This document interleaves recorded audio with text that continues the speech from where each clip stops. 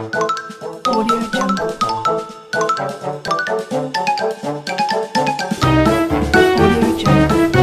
संक्रमण तत्व के गुण या विशेषताएं पढ़ने के पूर्व हम पुनः थोड़ा परिचय जान लें डी ब्लॉक के तत्वों के बारे में।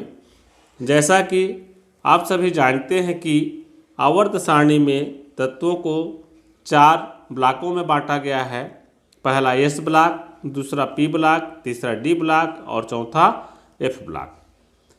इस विभाजन का आधार तत्व के अंतिम इलेक्ट्रॉन का उक्त परमाणु ऑर्बिटल में प्रवेश होता है और हम जानते हैं कि अंतिम इलेक्ट्रॉन इसके डी ऑर्बिटल में ही प्रवेश करते हैं। ये उपांत्य कोश होता है और यह डी ब्लॉक के तत्व एस ब्लॉक और पी ब्लॉक के तत्व के मध्य स्थित है। इस कारण इनको संक्रमण तत्व भी कहते हैं और इनमें अंतिम द्विकक्षक आंशिक या अपूर्ण भरा होता है।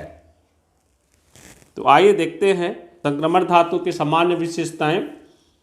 संक्रमण तत्व धातु हैं, इसलिए धातु की समस्त गुण को प्रदर्शित करते हैं, जैसे तन्यता, आघातवर्धन्यता, उच्च तापीयता, विद्युत चालकता, धात्विक चमक।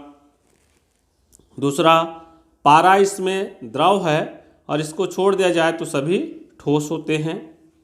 इनके गलनांक तथा क्वथनांक उच्च होते हैं तथा असंक्रमण तत्वों की तुलना में इनकी वाष्पन ऊष्मा उच्च होती है, अधिक होती है।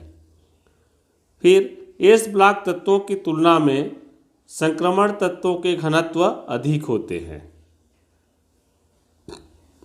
डी ब्लॉक के तत्वों की प्रथम आयनन ऊर्जाएं एस ब्लॉक के तत्वों से अधिक, ध्यान दीजिए, डी ब्लॉक के तत्वों की प्रथम आयनन ऊर्जा एस ब्लॉक के तत्वों से अधिक, लेकिन पी ब्लॉक के तत्वों से कम होती है। इनकी प्रवृत्ति विद्युत धनात्मक होती है। और विद्युत धनात्मक क्यों होगी आप सभी जानते हैं।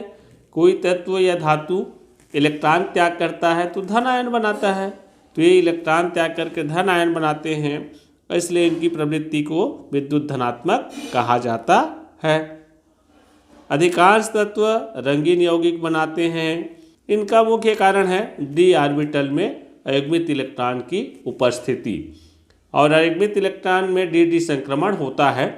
इसके बारे में हम आगे विस्तार से पढ़ेंगे कि रंगीन आयन या रंगीन यौगिक क्यों बनाते हैं। 8वां, इनमें संकुल बनाने की प्रवृत्ति अधिक होती है। कॉम्प्लेक्स लवण बनाते हैं, ये जटिल लवण बनाते हैं और जटिल लवण में क्या करते हैं, ये जो है लिगेंड से एकाकी इलेक्ट्रॉन युग्म को ग्रहण करते हैं, तो उसको हम संकुल बोलते हैं जो यौगिक बनता है। तो इसके बारे में हम अगले पाठ में अध्ययन करेंगे। ये परिवर्ती ऑक्सीकरण अवस्थाएं प्रदर्शित करती हैं, मतलब ये विभिन्न प्रकार की ऑक्सीकरण अवस्थाएं प्रदर्शित करती हैं।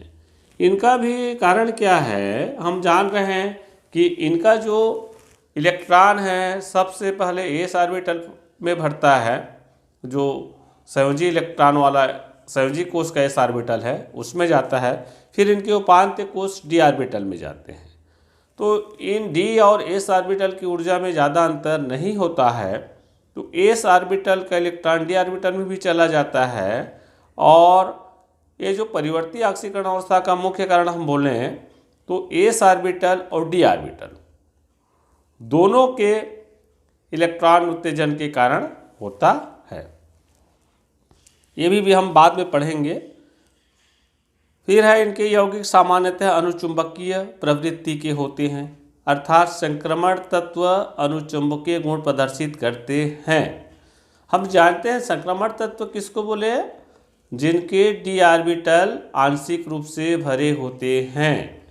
और हमने पढ़ा है जिनका डी ऑर्बिटल पूरा भरा हो तो उसको हम संक्रमण तत्व नहीं कहते, जैसे जिंक, कैडमियम, पारा, इनका केवल एस इलेक्ट्रॉन बाहर जाता है तो +2 ऑक्सीकरण अवस्था प्रदर्शित करते हैं और डी ऑर्बिटल पूर्णतया भरा होता है, इसलिए इनका ऑर्बिटल से इलेक्ट्रॉन नहीं निकलता है। इस कारण ये संक्रमण तत्व नहीं है। तो हम संक्रमण तत्व की बात कर रहे हैं, ये अनुचुंबकीय प्रवृत्ति के होते हैं क्योंकि डी ऑर्बिटल आंशिक भरे होते हैं, इनमें अनियमित इलेक्ट्रॉन होते हैं। तो इनका कारण भी हम आगे विस्तृत से पढ़ेंगे। ये अन्य धातु के साथ मिश्र धातु बनाते हैं।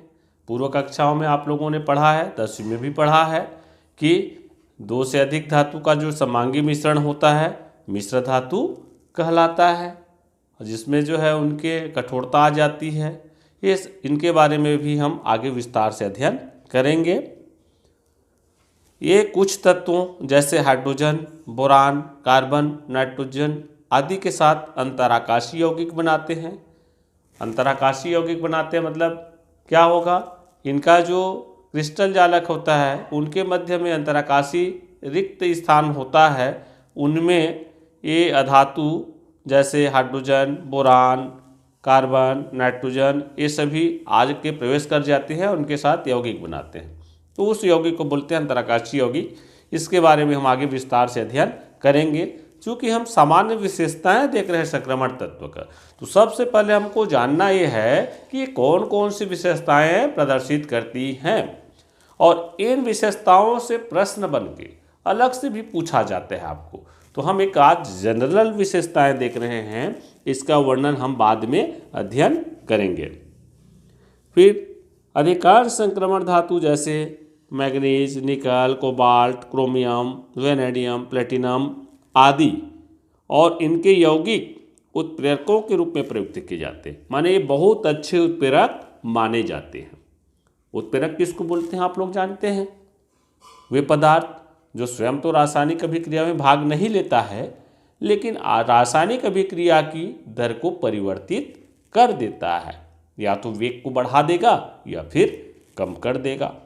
तो ये अच्छे उत्प्रेरक माने जाते हैं। जैसे वनस्पति तेल से वनस्पति घी प्राप्त करते हैं, तो वहाँ पे निकल को उत्प्रेरक के रूप में प्रयुक्त किया जाता है। तो हम इसके बारे में भी, हम उत्प्रेरकीय गुण के बारे में भी आगे विस्तार से पढ़ने वाले हैं। हम सामान्य विशेषताएं देख रहे हैं, तो केवल पॉइंट आप जान लीजिए कि कौन कौन सा इनका प्रमुख गुण है, कौन कौन सी विशेषताएं हैं। कई बार पूछा भी जाता है इनकी प्रमुख गुण या विशेषताएं लिखिए, तो आज जो बता रहा हूँ उसको लिखेंगे, और जब उनके अंदर से प्रश्न बनेगा तो उसके बारे में हम आगे चर्चा करेंगे, उस आधार पर आपका आंसर होगा।